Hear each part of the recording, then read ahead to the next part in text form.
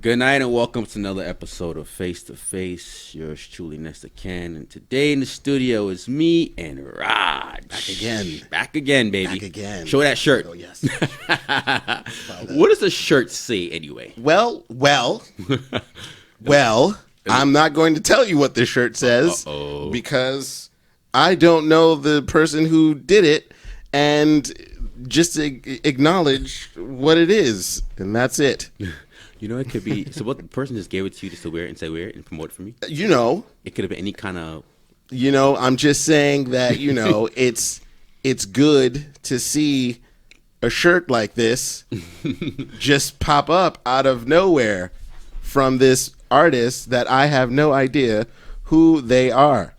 What's going on, Raj? What's new? Nothing, man. Thank you for having me. Really appreciate you, giving me this time, this platform to come through and express myself, because I don't really do that. You know what I mean? Mm-hmm. Like, I'm not the type to leave my couch like that, you know? I have to force myself to get out a lot of times and be social. Yeah. Because, I just prefer the company of, little people, but mostly me, you know? So. You're a shy guy? Yeah, I am. I'm very shy. Very shy, but I think I handle it well enough. I know when to turn it on and turn it off. You know? So I'm not gonna be shy like during a podcast or anything. Have you tried? You've been like this since you were small, younger. Yeah. And have you tried to get out of it? Are you interested in getting out of it or not? Well, see, the thing is, shyness. I think you can work to fight it. Mm-hmm. But it's always going to be a part of you. Yeah. I don't think it's something you get rid of. Yeah. Well, at least in my case.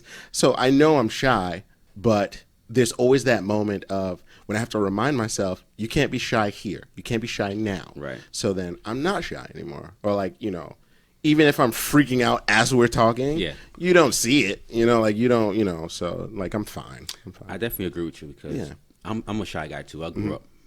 Only child, being shy, whatever. What helped me to open up is being a DJ and going to the music scene and traveling. That opened me up a little bit more. Yeah. But you catch me by myself, I'm more like really by myself, humble and whatever. So you say you don't really get rid of that, just who you are. So I've always grown up to be this way. I actually take a lot of pride in it because me too. A lot of people don't notice me, and I'm okay with that. Like I'm super okay with that. So I'm okay with it as well because I see a lot of people on social media, they want to be known and liked and stuff. Mm-hmm. But then I listen to the celebrities too. They say sometimes they don't like their lives, and everyone's looking at them like they're crazy because you can't do anything. They say you can't. Go to the bathroom, everyone just always in your face. The paparazzi, the media. Mm-hmm. When you so-called a regular guy, you just fly beneath the radar. Could you imagine being so like Eminem famous that you have to, not only you can't go to the corner store real quick or to pick up something, you have to hire security on a yearly basis. Like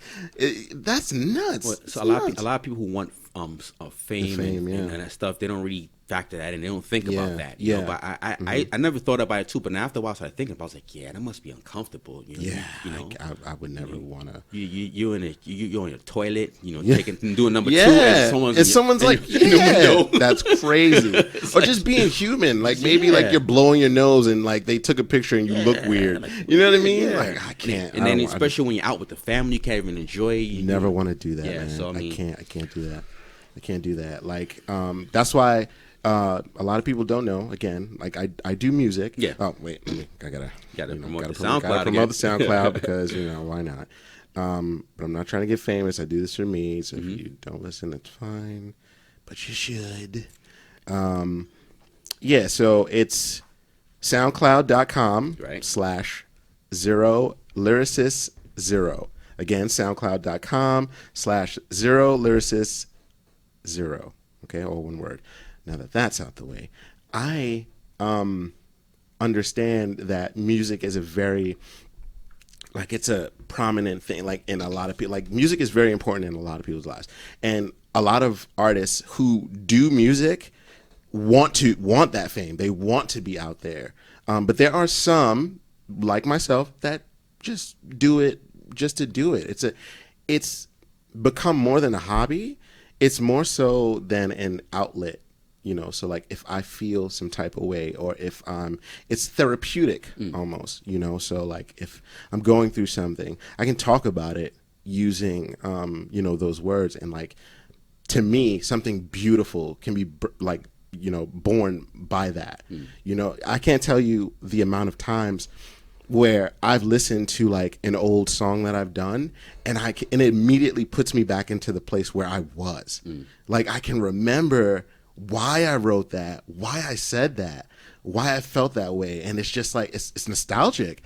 It's just like wow, like I captured this moment in my life, and I will forever remember it because it's in that song, you know. So I treat it like that. It's kind of like a vault of memories in a way. Yeah. So I basically use it like that. So that's why I like to do it. So if anything new happens, gotta put it in the vault. I want to remember it because my memory is trash. Oh, really? I can't remember names, nothing. I don't even know what I had for breakfast this morning. Yeah, I'm bad with all of that stuff. Which is why I write everything down mostly. But yeah, like my music is my vault. It's my personal vault. But it just so happens that certain people listen to it and they're like, oh wow, this is actually pretty good. It's not bad at all. I wasn't expecting that, right. and I that's fine if you want to listen to it. So yeah, that's where I'm coming from with it. Okay. Yeah, man. Yeah. So, you know, any mixtapes? No, well, the thing. Well, yes. There's definitely more music on the way.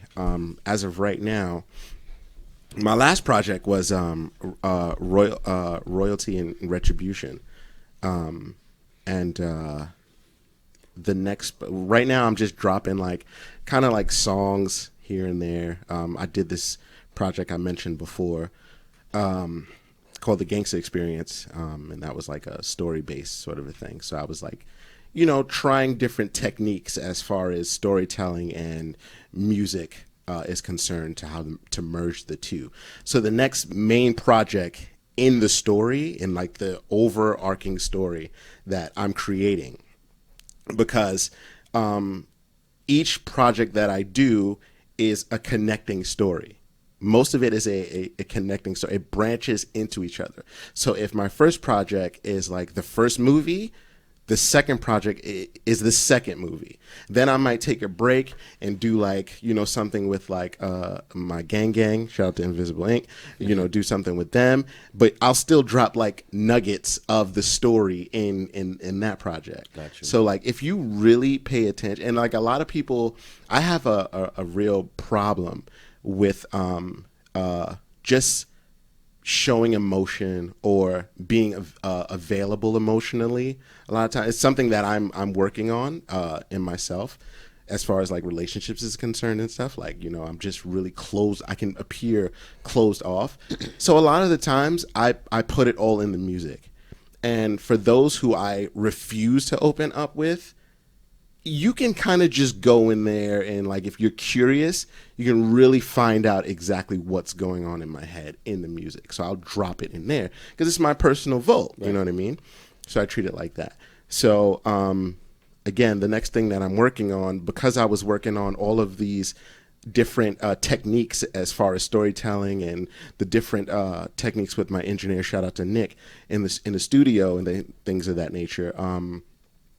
Like I'm doing something so big in the next one that like I can't even begin to express how excited I am about it. Like the even the instrumentals that like it's because I don't pay for instrumentals. I'm not. You go on the guys go online and get those free instruments. Yeah. I don't sell my music. I don't charge. Like there's no money. No money.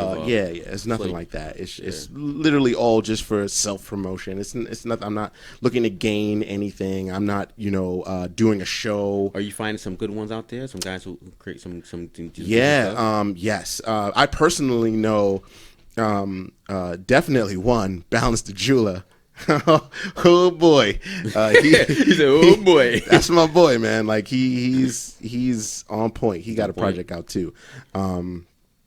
But yeah, if I'm sorry, it's blanking. I would have supported that. I would have. I'm sorry. I'm gonna get better at this marketing stuff. I promise. I'm not media trained yet.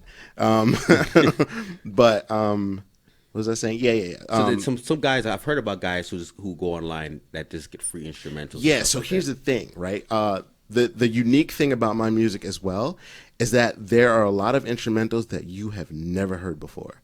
So it sounds like it's new, but I don't pull my instrumentals from the normal places that people pull them from, like YouTube or things of that nature. I go like out of state for my because there's hip hop in a lot of different areas, especially like the UK. It's a hot hip hop scene out there. Yeah. It's hot. There's a hip hop scene in Japan. Yeah. Yeah. So there's a lot of other places that you can get some dope beats from, and I make sure to find those. Well, this may sound cheesy, but they kind of find me, because I'll be listening a lot of times. Like I'll just listen to instrumentals, in my headphones, or like it'll just be on SoundCloud, because like I just be on SoundCloud and I'll just listen to random artists. If it comes up, I'll just listen to it, like stuff that they recommend. Oh, you may like this person. I'll listen to her stuff. Yeah. So I'll do it like that, and then it'll just go into this whole thing of a beat will come on, and I'm like, oh, I like this. Then I'll look at who did it, and then I'll search out their stuff, like to see their catalog and see what they did. And all of a sudden, like there's this like beautiful thing that's happening in my head where it's like, wow, I can really use a lot of these things to tell the story that I want to tell. And that's basically how it happens. So a lot of the instrumentals that you hear, they're so different and so fresh and so story based, like even like the way I tailor the music, I really make sure that whatever I'm saying on it makes sense. It sounds like the beat was tailor-made for me, is what I'm saying. Right. I take really good care in understanding when the beat drops, or when the keys come in, or when the snare hits, or things like that. Like I'm attentive to sound. I always mess that word up. Yeah. to sound. Like I take that very seriously. So any beat that I choose, it's definitely going to be well taken care of and well represented. But again, I don't go promoting it like, oh, that's my beat, and things of that nature, and I don't make money off of it or anything like that. It's just fun for me. It's just something that I want to do. So yeah, I don't even know where I was going. But I mean, so now you got this podcast, so this is one of the first times you're actually promoting yourself. Yeah, actually, yeah, and that's thanks to you. Yeah, I didn't think that I would do it, but the last podcast with the gentleman, I'm forgetting his name because I'm forgetful, so I apologize. The one we had on last time. Yes, the very energetic dude. I listened to his stuff. His stuff is pretty good too. He was like, he had like a shirt with his name on it. Yeah. And I'm like, I mean, it wasn't like this though, this shirt. But, he was really happy, like really energetic. Yeah, please. Yeah. And he came in, he had his camera dude on the side. It was dope. He went right. Remember, he went right into it. Remember? Right into it. Just jumped into it. I'm like, wow. People don't even know I have a SoundCloud, So like it was, I just thought that, maybe why not, you're nice enough to have me on this platform, so I might as well just, and if Dutch Alcott. Yes. shout out to Dutch Alcott. Definitely. Dutch, shout out to you. He wanted to come back on the show, so I told him I hit him up, bring him back on so he could like market. Yeah, he has a lot of conscious stuff, and it's really good. Marching stuff now on the thing. Yeah, he has a lot of good stuff. But yeah, so I just seeing his energy, I was like, wow, like I can try. I can try. It's just something new. But there's so much things going on. Music is just, I'm a multi-dimensional type of dude. So music is just one aspect of what I got going on. You're not trying to take this thing to the next level. Just trying to have fun with it, right? I'm just having fun with it. No curses. Your thing, like you said, we talked about earlier. No curses. I don't. You know, I don't. B word. Yeah, I don't really. I don't really need to, like, some parts of me do. You know, so depending on the song, because I don't do it so much that when I do it, when I do it, it's more impactful. Yeah. It's like, whoa, like now if you hear me say the F word in a lyric, it's like, whoa, okay, like I'm bringing something different, and it'll definitely it'll hit harder because you haven't heard me say that like that. You know what I'm saying? So I keep it in the tuck. I keep it reserved for like when the emotions are real, and if I'm really feeling it, you know, because like I have a song where it sounds like I'm in an argument with a female, and there's like glass throwing, and and I'm rapping frantically, and I really I pour that emotion into the song, and it's really dope. So if I need to drop some curses in there, I would, but majority of my stuff I am not cursing, so that is not a thing that I do. Have you ever thought about rapping yourself? Thought about it many times. I thought about it doing either R&B. I'm more of an R&B kind of guy. I thought about doing R&B rapping. You got some vocal skills? I got to work on that. Okay. But we talked about it earlier in terms of remember you talked about the ghostwriting? Yes, the ghostwriting. I can see myself being on the other side in terms of, well, both sides, but more of doing the writing. Right. Yeah. Okay. So I like R&B, so I can see myself doing more R&B. Have you ever done that before? Like written? I tried. Yes, I have. Okay. Actually, I have. Have you ever? Has it come to fruition? Like, has somebody taken it to the studio and have you? We haven't gotten to that level. I got to the level where I was just writing, and on instrumental, I was just singing over it. Right. Just years ago, years ago. Okay. Yeah. So there's nothing like that feeling of, like, I'm sure you have this. I know you have this. Like when you have an idea in your head, right? And like, because when you're doing your DJ thing, you're blending and you know. Finding the right song, you know, when you're doing your thing and it's in your head and you don't have access to anything right now, but you're remembering it, and then when you get access, you're like working it out, fixing the kinks, and then once it's finally done, you get to hear your baby. Like, doesn't that feel? It's such a euphoric feeling, man. Yeah, especially, you know, like, all right, it started up here, but now it's here. Yeah. Make action. Yeah, it's tangible now. Yeah. It manifested from just an idea. And that right there, even though you don't get a good feedback or people don't really like it, still. See, and this is why this is what I find dangerous. Yeah. Where a lot of people are trying to people please. There we go. Yeah. If you're doing something that you like, I mean, of course, it depends. Even if you're in the game, I still think if you're doing something you love and you want to do it your way, somebody's gonna like it. You know what I mean? You might not be like huge out here, but like if you're comfortable in like your own lane and you're happy. Like, who cares? That's what happened to me. So when I used to make a lot of my mixtapes, they have other DJs. You know, of course, everyone thinks they're the best DJ, but you're never going to be the best. I always think sometimes you're going to be in between. Like, I'm not the worst. I'm not the best. They had other DJs who would make way better mixtapes, way better quality mixtapes than I did. Right. But I still had a lot of people who loved my stuff. See, you know, I still had a lot of followers and I had the fan base, and people still loved my stuff. So, like you said, I definitely agree with that. Just do what you love, and just like you said, some people try to people please. They do things for people to like it, and that kind of takes away from everything. It does. Now you're not doing it for yourself, right? It cheapens and it. Cheapens it, and then you're feeling like you're under more pressure. Like, damn, they're not gonna like this. They're not gonna like this. Yeah. Then you start asking people, what do you think about this? Right. The minute you get someone saying, oh, it's okay. Nah, I gotta go back to the drum. It messes with the creativity. It messes big time. Yeah. Big time. Because now you're looking for the bangers to you're trying to hit all of the you know. And then when you get a bang, you always got to try them. Yeah, and then you're topping it. Nah, it's not that. Like, you know, like again, with every project, I try to do something different, right? Only to further my own skill, like I got like stupid goals, right? Like I had a goal where I wanted to do a song where it ended with a hook and it faded out with that hook. Okay. It sounds ridiculous. I'm trying to think about it. Yeah, it sounds ridiculous, but it's what I wanted to do. Yeah. I've never had a song like that. Now I do.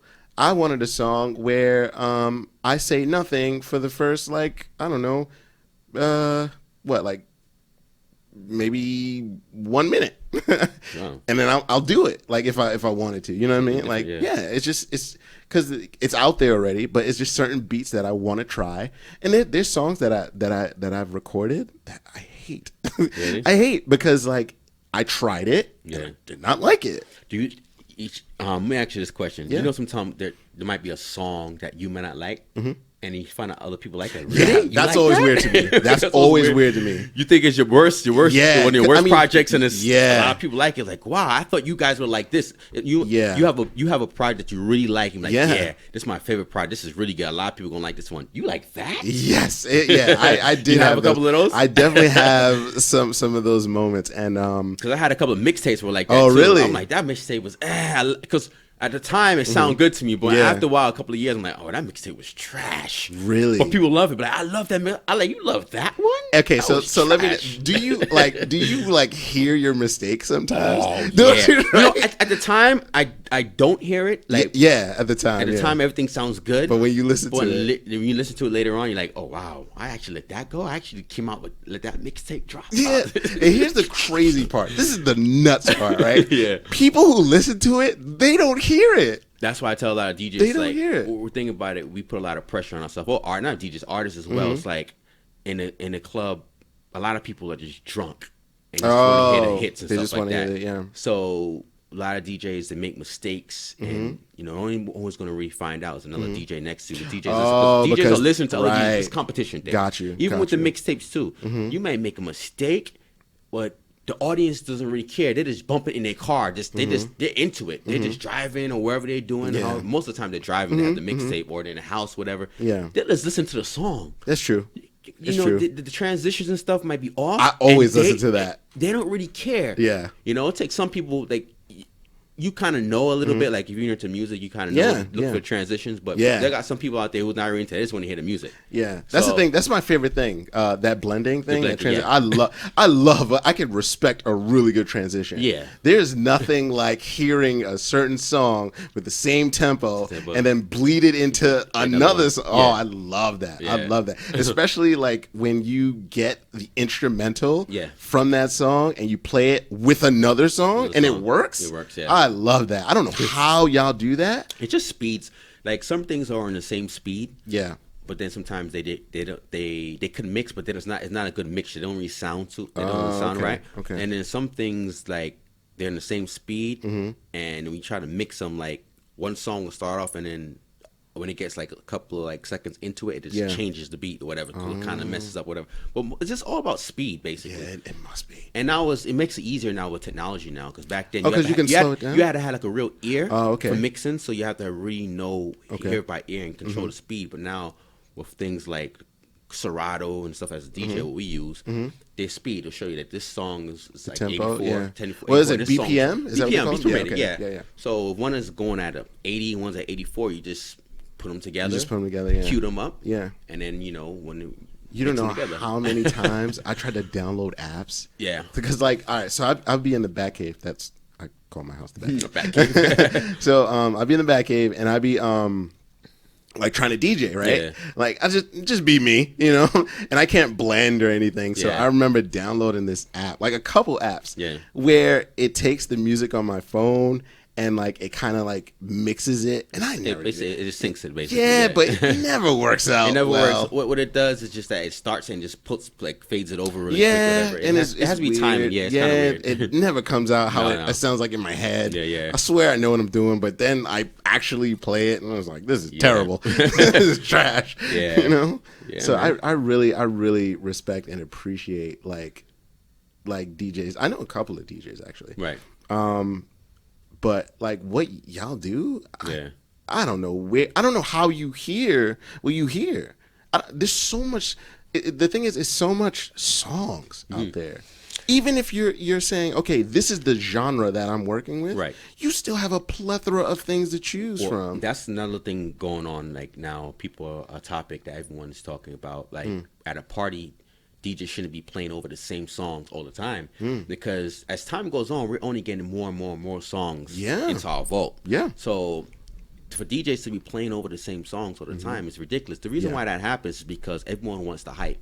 All the new songs that are out now, everyone wants to be the one to play it. I was the one who played it. I was the one who had the crowd going wild. I see. You know, because the newest songs that just came out, well, and I don't care what genre of music it is, it's prime time. It's like 3 o'clock in the morning. The club is packed. Every DJ wants to be that DJ to play all those songs. Everyone's going crazy and going wild because now the promoters of this in the crowd, they got some promoters who also party to promote their events. They're there and they see everyone going crazy and they're looking at the DJ booth and I'm like, this guy is good. Who is this guy? We want to book this guy. Other DJs are watching you do your thing and they might be throwing their events and they might, so it's to look good for the people around you. So everyone. That makes sense. So, but I mean, there's too much music out there for one DJ to come off his set and was playing all the new stuff, and the DJ right after him to follow up and play the same thing again. Agreed. You know what I mean? But it's all about risk. A lot of DJs don't want to do something different, play something different, because if you try to step out the box, it might not be well received. Well, there you go, and you don't want to be that DJ that is packed and everyone's just standing up there just looking at you. Like, has that ever happened to you before?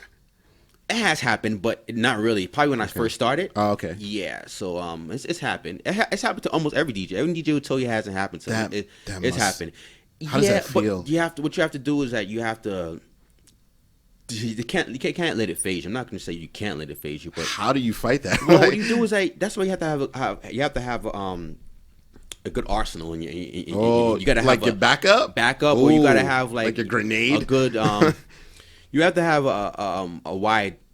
Your box, DJs, we call it our box, a selection of music. Got you. So where if this is not working, you keep feeling out the crowd until you find something that works. Right. And then you start playing that genre. Like if you're here playing hip hop and you see the crowd is not moving, it's like, okay, they're not moving. You gotta switch the genre. You switch the genre a little bit. Because sometimes you come into a party, what most DJs try to do is that when you come to an event, you gotta know what event you're playing for. You gotta know if it's a Caribbean event, if it's a hip hop event, if it's a mix. If it's a mix event, you're happy because you don't have to play anything. How do you find that out though? The promoters. The promoters throw an event. Like me, I was mostly on the Caribbean side, more of a soca and reggae. Okay. But I've played in the city a lot too because I went to, I was born here and I went to school with a lot of people who now later on through social media found out I was a DJ. So they did more parties in the city. Okay. More the hood guys and stuff like that. More the urban people. So I got a lot of bookings in the city. And being that my family is from the Caribbean, from Barbados, of West Indian background, I had my dreads and stuff, and so they knew what it was. They knew what it was. So they kind of put me on the Caribbean scene with the reggae and the soca and stuff. So, but there were some parties where I played.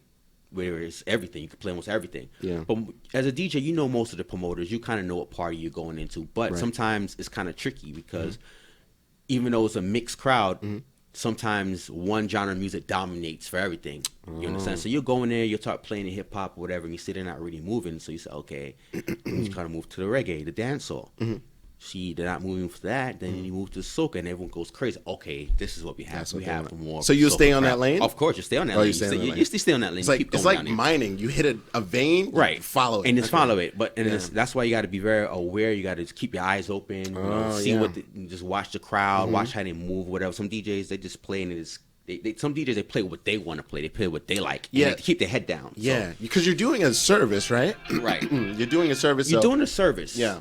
So you just got to just be aware and just feel out the crowd. Sometimes when you just get there, you have to ask questions because if another DJ is on, what DJs tend to do, is that they tend to ask another DJ what was played already. What was played already, so you don't go on and play almost the same thing. That's what smart DJs do. They just go on and just ask what was played already, so what wasn't played. Right. So whatever wasn't played, you say, okay, I will go and attack that genre. Oh, that's actually really nice. So DJs, so you won't. That's what we do a lot. But then they got some DJs who are intimidated. They'll see another DJ that's very popular that everyone knows about.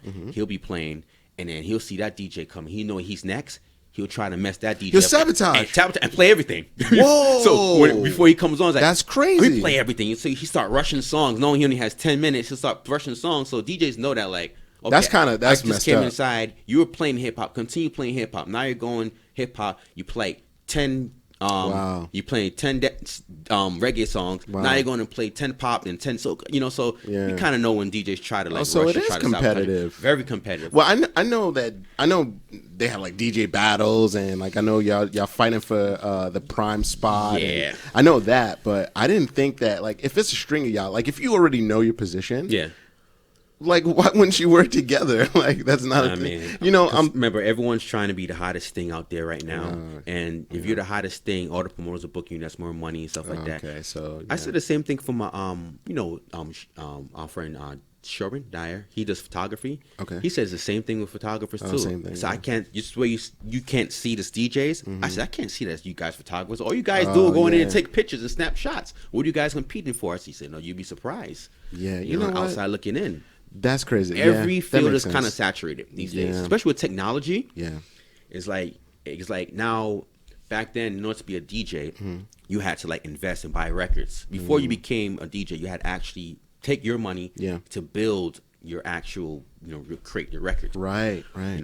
Now all you have to do is get a laptop, get a hard drive, go to one of your friends who's a DJ. He swipe over all his files of his music to you. You go, you practice on a little bit, and you're a DJ. All you need is a hard drive and a laptop, just like that. Now, when you get the files and you get the music, now you just go and you just practice with it.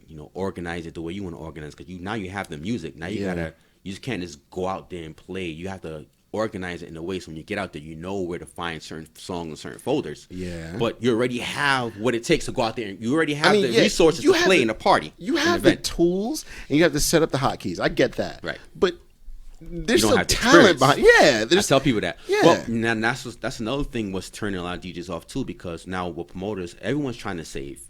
Everyone's trying to spend less. So there might be a DJ you were hiring for like the last 5 years or 10 years. Well, 5 years. Let's say 5 years, and he does a great job. And let's say he's charging you like $800. All right, you pay him $800, but he's doing a great job or whatever. Now, with the technology thing, there are a lot of guys just getting music and getting in hard drives and say I'm a DJ, and they're going to the promoters like, "Why pay that guy $800? I'll do it for you for free." Whoa, $100, $50, or even free. So what do you think a promoter is going to do? A promoter is going to be like, "Hey, he's a DJ. People are going to be drunk. They don't care what's playing. He's going to play all the hottest songs. I'm not paying him $800. He's going to come and play for free. And the reason why that guy wants to play for free, remember, he's trying to get on. He's hungry. He's hungry. No one knows about him. So he's going to price cut you? Wow. So that's what he does. So that's crazy. What messes the promoters up is that's why when it's like prime time, it's the party's going on, and it's bad music being played, bad selections. You get what you pay for, kind of. There's some guys who are cheap DJs who tell the promoters don't pay him that money anymore. I'll do it for free or cheap. They do a pretty decent job because all they do is just play the top 20 in every genre or whatever. Right. And like I said, when people are drunk, anything sounds good. You understand? So that's what's going on. They got a lot of the young hungry cats coming out there. Just saying, listen, they'll play for free or pay for nothing or a bottle. Just make sure you got me a bottle or a couple of drinks for me and my crew, my entourage, and I'll play for you for free. So now it's like really hard to make money these days out here. That's why you have to build your own niche, your own brand, have your own audience. Yeah, which I have now. Is like I've been doing it for so long. I'm people sure you always hit me up. Like I'm having an event. Like people always hit me up for weddings and stuff, and they always remember me for things I've done. So I still have my my own audience. I have my following. So I just sit back and just rock with that. This is why I never wanted to take music to that level. I'm not afraid of competition because I know I'm the best. Yeah. So like I don't care about what another artist is doing. Right. I'm not the let's go to Hot 97 and spit spit. I could do it. I'm like saying, I'm not saying that I can't. Yeah. Because if I know that I'm gonna do it, I'm gonna destroy it. Yeah. But I don't want to. Yeah. Like it's not really what I want to do. Yeah. So stuff like that competitive, that hunger, I never had that. Like doing a show and like, put me on first, or a battle. Well, I like competition, but I like friendly competition. Yeah, like friendly competition. Competition that's going to help me and you to grow. Like I've tried to work with a lot of DJs. Like, all right, here's what we're going to do. You have some resources that I don't have. I have some resources to get. Let's come together and let's do something. Yeah, they'll say, let's get together, let's do something or whatever. I'm the first one who puts my stuff forward first. I'm the first one who opens up first, and then when I look for the favorite back, it's like they don't come back with the favorite. That's so messed up. we try to I had resources, traveling all over the world, so a lot of guys who are just local can't really travel like where I travel. You know why? Yeah. So I said, listen, tuck your ish king. So I have, and they know I had links all over. So I said, listen, I'm not as popular here in New York anymore as I used to be. You're popular. You still have the links and connections here. If you can get me back relevant here in New York and get me on some gigs, I don't have to be the biggest thing, but I still have some spots I can play at on weekends, whatever. You've never played. You don't even have a passport. Or maybe you have a passport, but you have no stamps. Get them. I can help you get some stamps on your passport. So it's a trade-off, you know? I can help you get some exposure. And that's fine. That's fine. So, I mean, DJs, they say they want to work together, but when push comes to shove, so cutthroat, yeah, it's a cutthroat business, and I don't have time for that. I'm like, listen, bro, don't waste my time. If you're down, you're down. Let's do it, But people will tell you they down, and then they flake off. So see, and this is why, like, I'm not high profile like you are, right? Like, I'm not like I'm not high profile. A lot of people sit on high profile, but I do consider you high profile. A lot of people say that too. You are, dude. Like, I guess I don't see it like that. I guess. Well, of course, because you're humble. You're humble. And I guess I see other people as high profile. Yeah, and I know I kind of knew where I want to go, and I look at other people higher than me, but then you got to realize there's some people on the outside looking in that sees me on that level. Well, yeah, because you are definitely on that. Like I am, looking at you like I know a lot of your accolades. Right. Like, so to me, you're a guy that I respect. You are high profile. Oh, thank you. Absolutely. So this is why I don't like my idea of friendly competition, like, because sometimes I rap with a group. So like if I have another artist on a track with me, or a couple of artists, I'm not going to be the worst person on that track. I'll tell you that. I'm going to destroy that track. You know what I mean? Right. Friends or not, like we're gonna sit down and we're gonna see who got the best 16. Yeah. Because you're not gonna skip my verse, like you know what I mean? Forward to the last part or whatever. Can you do those rap battles we see on TV? No. I see. Can you hold your own? Yeah. See, here's the thing. If I get into, I don't think I can do. I'm not. I don't have the muscle for it. Yeah. I don't have the practice for it. I feel like I could get into shape to do it. Yeah. And I feel like I have the lexicon to do it. Yeah. I can do the wordplay. I can do that. Your flow is good. Of course. Like I can parallel park easy. But the thing is, I'm just not like, my stuff comes from real, like I'm a lyricist. So my stuff comes from real raw emotions. So if I'm gonna diss you, like, or make like some sort of diss track, you had to do something to me. Yeah. Like even if we're sitting up and we're like, just going back and forth with bars trying to insult each other, it's not gonna be real. like I'm not gonna, because I don't have anything really to pull from. Like I'm not gonna feel like we could just rap together. We could do that. We don't have to like go head to head. You know what I mean? Yeah. But standing up. And then here's the thing about that. That is so much like I love watching that stuff. I do. I definitely love watching it from time to time. But it gets a little too much. You know what I mean? Like when people invading your space, you kind of just got to stand there and take it. You know what I mean? Right. It's a competition. And it's hip hop. That's what hip hop is. And I'm aware of that.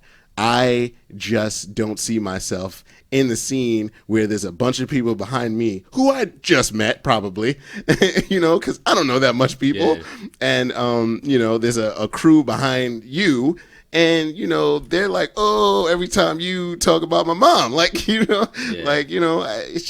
like, come on. Like, I'm not going to do that. I'd rather, get in the booth and destroy you creatively. You understand what I'm saying? Yeah. Like really like add sound effects behind it. Like, if I say that, I'm going to push you off a cliff or something, I want you to hear your body and the bones cracking at the end of it. You know what I'm saying? Like I can really get creative with it, Yeah. That's competition to me. It's fun like that. Like I'm lucky enough to have two brothers who are very talented as far as rapping and basically life, shout out to Bones and Keith, my brothers. Your biggest supporter, right? Your brother say was your biggest supporter. They ride for me. Oh, like okay. that's family. Yeah. It's what that's not even, that goes without saying. So Keith is more active with that's the youngest brother. Got you. Because I'm the oldest. He's the most active right now with the music. So when he drops something new, and I listen to it, it always excites me because I can see his growth in his in his music. Right. And that right there is competition to me. That makes me want to go back and just destroy things. Because like I always tell everybody, if I hear something dope, I always pull them to the side and be like, "Yo, you think you better than me?" Like I really want to know. Like, what do you think? You think you're better than me? Yeah. And they always laugh it off, but like there's some realness to that. Like you're coming off like real hard right now. So right. I guess I gotta like go back and and spit the fire as well. So you like conscious rappers? Yeah, I do. I like J. Cole. What do you think about J. Cole? I like J. Cole. J. Cole? Yeah, I definitely like his last project and the project before that. Okay. Kendrick Lamar. What do you think about Kendrick? I do like him. I heard a song. And see, and the thing is, I'm not good with names. I know a lot of artists, but sometimes I don't even realize it's them. Okay. Because I've listened to all of Kendrick. Well, not the early stuff. But I heard a song today. Didn't realize it was Kendrick Lamar. What song was that? I can't even remember. King, I think it was called. I don't know. I don't know. Yeah, it's pretty good. Maybe I don't know what it's called, but it was fire. Never heard it before in my life. Yeah. Never. A lot of times I show up late to the party as far as like what artists. I've thus been better with it. Yeah. Like been on point. So like if somebody comes out, like I think the last project I listened to was Snow. I think it was her project. It's like a real. It was not hip hop, but it got like this Sade vibe to it, Lauryn Hill type of feel to it. It was dope. It was really dope. I liked it. Common. I do like Common. You like Common? I saw Common in real life. Oh really? He was at the airport. A nice guy. I didn't meet him because I'm not that guy. I'm not that guy running up. No, sign my autograph. Yeah, give me autograph. No, I remember. I was chilling in the airport again, and D Rose. Derrick Rose? Yeah, he came through, and there was people was flipping out. Mad dude was like, "Yo, let me get a picture." And then I remember he looked at me, right? He was like, "Yo, you want a photo too?" I was like, "Nah." Like I don't. Well, he's a humble dude though. No, he's a real humble guy. So I'm not trying to. Like, I'm not trying to like play him or anything. I'm just not that guy. Yeah. I'm not gonna. I don't have any. Like my favorite artist is well, right now Kyle is kind of moving up that ladder. I don't know if you're familiar with. Well, you're a DJ. You shouldn't. So Kyle, but I'm a Drake fan, Eminem fan. You like Drake? Yeah. So if I saw them in real life, I wouldn't care. Like it'd be cool to see him, but I'm not gonna ask for a picture. I'm not gonna do that. I'm the most I may do if like we're in close proximity and it makes sense to. Right. You know what I mean? But I'm not gonna be in his way because he might need to go. Like, and I'm considerate. I understand like you're in the spotlight. This is kind of part of your job. So if someone comes up for an autograph, I think you should, people don't ask for autographs anymore, but there's pictures. Pictures, yeah. Yeah. So if you ask for a picture, I think you should, give them a picture. But I'm not that guy. I'm not gonna do that. I would never do that. I always tell myself like if I did make it. I would try my best to take every picture, even though I would. Well, like, how do you feel about that? Would you take? Well, I've taken pictures with a couple of people before. High profile. Yeah, I did it because I was never like that type too. But traveling a lot and being in a lot of clubs and a lot of things like that, I've taken pictures. Say, hey, it helps the whole marketing, promoting stuff, social media stuff to get the hype and the followers. So at that point, that's when I cared about the hype and the followers. Now, of course, I don't. But if you're a DJ and you want to get to that next level, you got to make it sound like you the hottest DJ and you popping. You sometimes you put your stuff out there on social media, you kind of lie and add a little extra to it. Everyone has. Let's spice it up a little bit. So, you want to have all that extra stuff on your social media to make you look good. So at that point.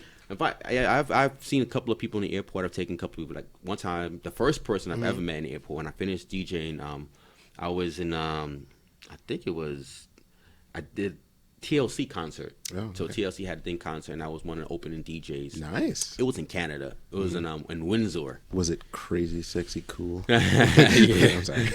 So, well, not Left Eye, of course, you know. But yeah. Gotcha. So, but going back, I saw Spike Lee at the airport. So, you know, he's right there, and I asked for a picture. Yeah, man, come. I took a picture with Spike. And stuff. So that's a big deal, though. Yeah, and I also have a picture with a couple of other people as well. You know, so I took it and said, "Hey, high profile." It gets you know. Nah, I get it. See, but you have there's a strategy behind there, and I'm not one to say, "Hey, let me take this picture so my Instagram could be lit." Like I don't care about that. Yeah, like, I don't care about it now. But then I'll say I get it. But see, you're that was a pic. Oh yeah, that's dope. Yeah. See, that's a really good pick. Yeah. But see, I get why you did it. Yeah. You know that definitely that's your brand. Right. I totally get that. I'm just me. Yeah. And plus, like I my group is invisible. But that's how I live my life. Like I want to stay invisible. Like I don't mind being unnoticed because that's when you get underestimated, and I love that. I love that. Yeah, I love that. Yeah, I love that. There's some people that sometimes you sit next to someone you don't even know what they are, or what they have, or all that kind of stuff. You're like, yeah. There's probably some people listening to this podcast right now, and it's like, wow, he can actually speak. Yeah. He can actually speak, and I'm okay with that. Yeah. I'm okay with that because what do I need to be talking to you for? Yeah. You know what I'm saying? So it's fine. Like if I under the radar is the best for me. Well, maybe this podcast might help you to break out a little. Nah. You can listen to the music. That's fine. Let's switch it up a little bit. All right, let's talk about we were talking about earlier with Alexis. Yes, shout out to her. Relationships. My specialty. Women. Hello, ladies. They could be a pain, but then they can also be They can be a pain. Only if you can live. You can't live with them. You can't live. What is it? You can't live with them. I'm not gonna finish that. I'm not gonna say that. Yeah, go ahead. I'm not gonna put myself in that one. If you want to, you can. I'll let you take it from here. You just gotta know how to coexist. You have to know how to talk, how to communicate, how to. Okay, it's Ace. This is my whole thing. Here goes the Ace again. Okay, shout out to. But it makes sense though. Yeah, the podcast Man School, Dante Nero. Okay, this is where I got all of this from. Most of it, of course. After I, read books and all that stuff, about like the psychological aspect of just dating, and the opposite sex. Like I take this very seriously, to the point where, like, for instance, if you say, hey, listen, you're talking to a girl and you ask her, what color do you like?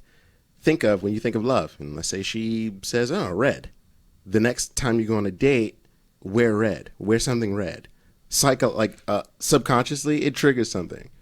There's a lot of like techniques, not techniques, but just like you just got to be aware. I'm aware of a lot of those triggers that I can tap into, and a lot of guys don't know how to do that. No. You know what I mean? But back to Ace, which is the model that I live by. Yeah. Okay. I'm blanking on the authenticity. There you go. Credibility and empathy. If you have these three things, you will not have a problem. And this is not just in relationships. This is just in life. You can take it in life.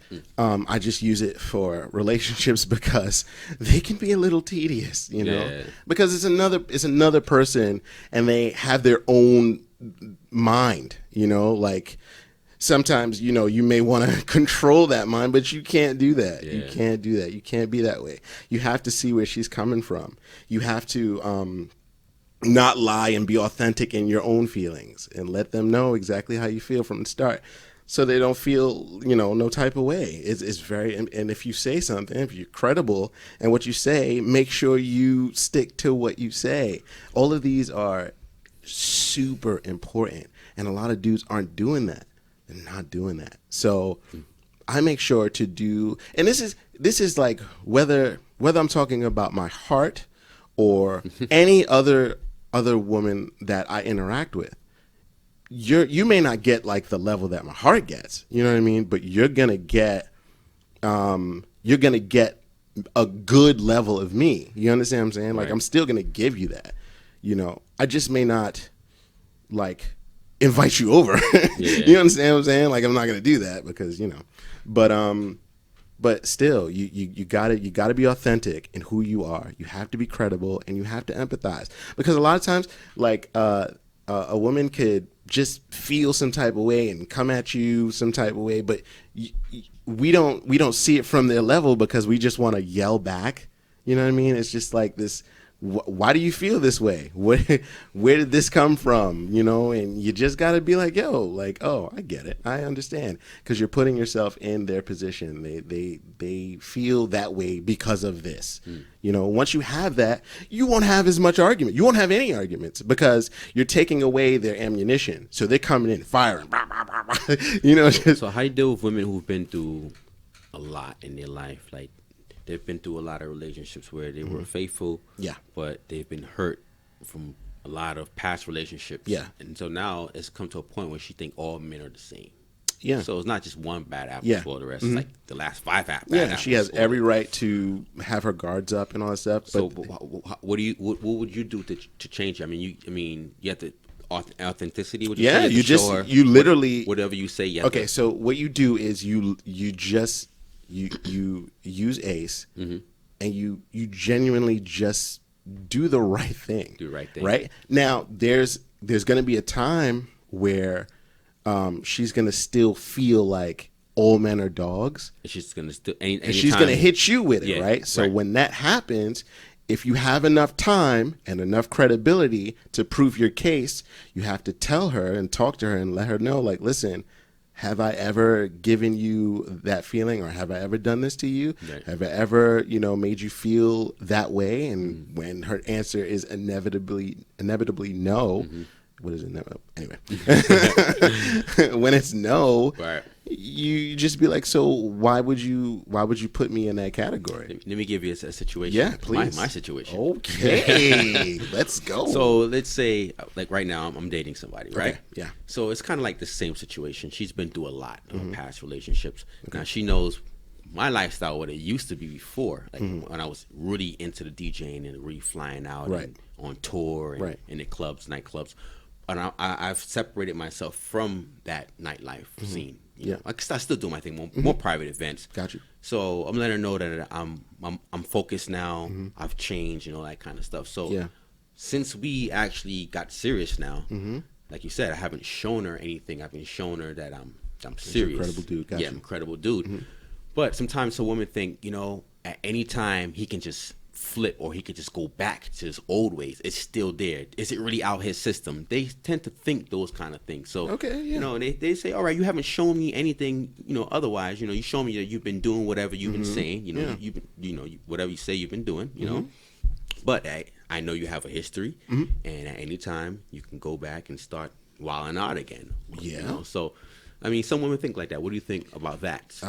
Okay, so you clearly had a past where it's damaged her. Yes. Her trust. You know how DJs have a past. DJs out there, so slinging the dick, that kind of stuff. So you weren't a credible dude, and now, even though you're credible now, it's not that I wasn't a credible dude. It's just that. Well, come on, don't. It's just that I was younger, so I was just living my life hanging, wilding out. I understand. I wasn't even in a relationship. I was just hanging, wilding out, and pussy comes to you. Oh, well, as a DJ. So all right, so then all right, so on your lap, so you just take it. So you guys weren't even in a relationship. No, we weren't. Oh, she's judging the risque lifestyle. There you go. Oh, no, not the risque lifestyle. Like, okay, I could say the risque lifestyle meaning like you still have all these girls in your phone, and these girls surrounding girls you. in your phone. No.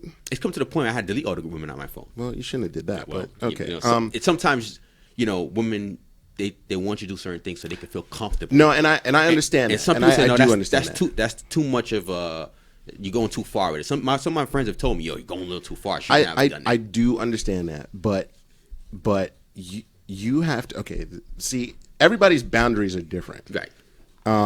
You know, where you may delete women out your phone, I may not. You know what I'm saying? And I have to deal with that. So that means that if I don't, she may leave. You understand? They feel like by you not deleting it, they're still hanging around.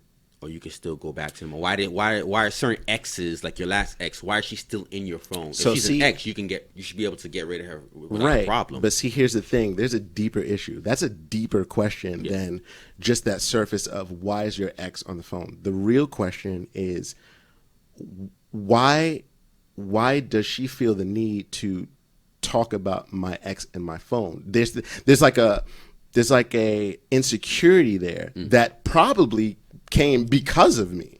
You know what I'm saying? So first of all, I have to check myself before I even like acknowledge or like give her the, I got to get rid of all these, because if you don't fix the problem, you getting rid of all these girls on your phone, you're just going to collect more girls. So it doesn't, you're actually just making space for a new bunch to come in. So it doesn't really matter if you appease her in that way. Because if you don't find out the core of the situation, the reason as to why. So everything else doesn't really matter then. It doesn't matter, because you have to find out the core. Because once you really figure out the source of the problem, it will not be a problem anymore. It won't be a problem. So she's asking you, you have all these girls on your phone. Why do you have that? Delete it. Why would she say that? She's saying it because she doesn't trust you. You've done something to mess her up, emotionally when it comes to that, so you need to fix that first, I admit, we were talking from our cards on the table. I revealed some of my crazy lifestyle. So she was like, whoa, No, so see, now that kind of put her. Now, to be fair, you guys aren't in a relationship, right? No, we weren't in a relationship. Okay, so if you're not in a relationship, but yet you tell her your risque lifestyle, and then you tell her that you're not doing that anymore, there's other self-esteem issues going on in there. Well, the real story was this. There's a fake story. No, well, the real story was this. Information. Well, I never really committed to her, but she was always there by my side. So to her mind, she was always felt like, I was doing all this stuff like I was your girlfriend. Did you have a conversation with her? We knew, she knew that now. Yeah, we had a conversation. She knew. Well, like you're right. Okay. No, we did have a conversation. She knew, so we tried it, but then we broke it off. Okay. But we still were, because we were friends from high school. Okay. So then she was always around. So she was feeling all this time. I'm trying to I'm staying by myself and being faithful to you, hoping that you would open your eyes and commit to me. And I'm here just doing stuff as your girlfriend, but I never told her she was my girlfriend. She knew she was my girlfriend. So we both basically knew that. And here's the mistake. This is why it went awry. Because you explaining it to me, I could tell. You ain't say ish. You ain't tell her. We both knew.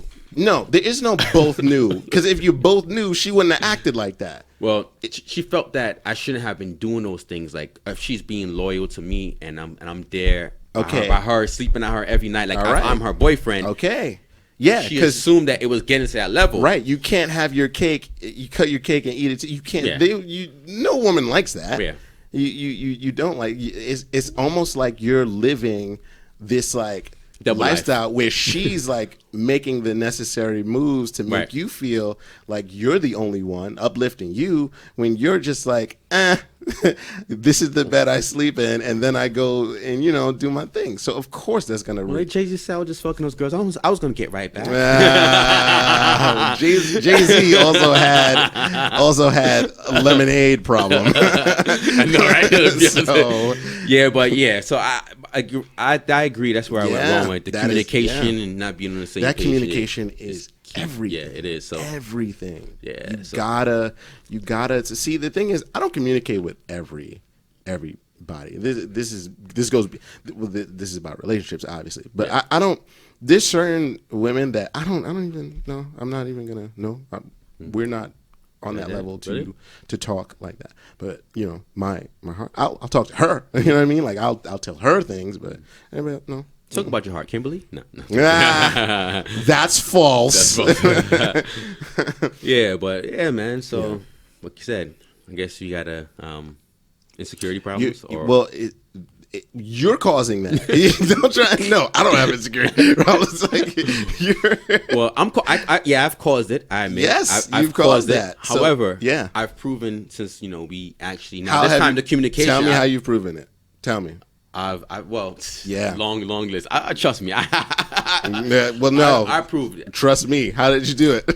I can't really flow right now, but trust me, if I flow, I can flow. But I should even tell you too. I've done a lot. I've definitely changed. So the understanding is there that you definitely are not the same definitely. person. Yeah, I definitely have done. Okay, so she still hit you with the No, she's more. She trusts me more now because she sees the side of me that basically she sees, like, wow. She's like. She said she's scared because this is the love I never shown her before. She's like, wow, I've never seen this side. This is how I really want to see from you. Now you're showing it to me. Isn't that fun? Yeah, that's crazy. Yeah. So I mean, I get it. So I mean, you just keep being authentic, and credible, and showing empathy. Yeah, should be good.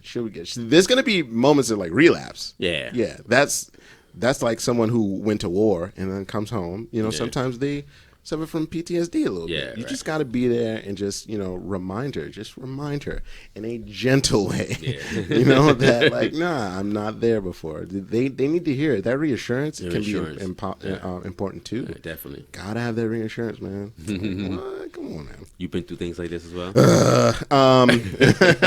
I've been through a plethora of things, but I have studied hard and worked hard to raise my values so that I would never go through things like this again. Everybody not having to delete phone numbers out your. I told myself we shouldn't ever get to that level. Like your friends are your friends, my friends are my friends. You should have enough faith in me. I should have enough faith in you.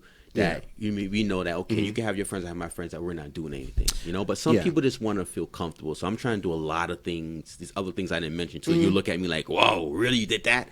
I've done a lot of things to try to make her. We all have skeletons in our closets to make her feel comfortable, like most guys wouldn't do. But the good stuff. The good stuff. I've done not skeletons, but a lot of good stuff I've done to go the extra mile to make her feel comfortable. Okay, yeah. You know how women are. Like, I mean, not even just women, people in general, but. Yeah. It's still about women, they're just certain things, like you said, relapse. So you need, if you're saying what you're saying, it sounds like you did the right thing. Yeah, you should. But see, here's the thing: if everything is flowing right, like be that guy normally. That's what I try to be. I try to be the guy that, like, before I would go into a relationship, like I would start off one way. And then I would just taper off. Like once I got the kill, it kind of was just like, all right, so now we're in a different mode. And that's bad. You know what I'm saying? Like, that's bad. So now if I'm going into something, this is me. This is what you're going to get. It only gets better. You understand what I'm saying? So it's like, if I first meet you, of course, it's going to be chill. We're going to be on this level. But as time progresses and, we start to get that connection, I'm only going to get better. Not only because I know what I'm capable of, but I listen to her, so like the things that she likes or whatever the case is. I literally like have files of like, of what people like, as, just to make sure that I hit all the right beats, and I make sure to understand that person's love language as well, because that's important. I don't know if there's like a couple of them, touch, words of affirmation, gifts is one, quality time, and what's the other one? I always forget the other one. I can't think of it right now, but you have to make sure that you understand exactly how to love them, because a lot of times we love each other like we like to be loved. And that's not exactly true, because she might like physical touch, but you hate it. Yeah. So when she does it to you, she's actually annoying you instead of, you know, filling up your love tank. You know what I mean? Because you might like acts of service. That's another one. That's the fifth one. So like you might like acts of service, meaning like you like when she does helpful things to you, you know, for you, you know. So you gotta, I make sure to find that out. And then I also let them know what mine's is as well. And then it just makes things easier. Just the interactions are easier, and you know, you're gonna stumble. You're gonna find things that, you know, oh, they didn't like that. You just make a mental note, or in my case, an actual note, and you just remember never to do that. Don't do it, and you just build on that. You know, and your relationship literally just becomes better. It just becomes better because you are learning. You're committing that person to memory. Like I take it that serious. Like you're literally studying that person, and that's it. It sounds like a lot, but it's really not. It's not. Yeah. But a lot of times where we go wrong is we don't do that. We don't take that time. We love each other how we like to be loved, and in turn, we're kind of like hurting our relationships, you know? And then that's where you get the insecurity and people get upset and then the arguments, and then it just blows out of proportion. And then like, oh, you're opening the door for infidelity, like, you know, cheating. Yeah. And then it just spirals out of control. Yeah. It's just bad. It's just bad. All right, bro. So that's it. It's been a pleasure. Oh, well, thank you. Having you on. Come on, man. You're the man. Yeah. You're the man. Thank you so much for this opportunity. All right, man. Yo, you're the man. This won't be the last time. It won't be the last time. It won't be the last time. Look at the shirt.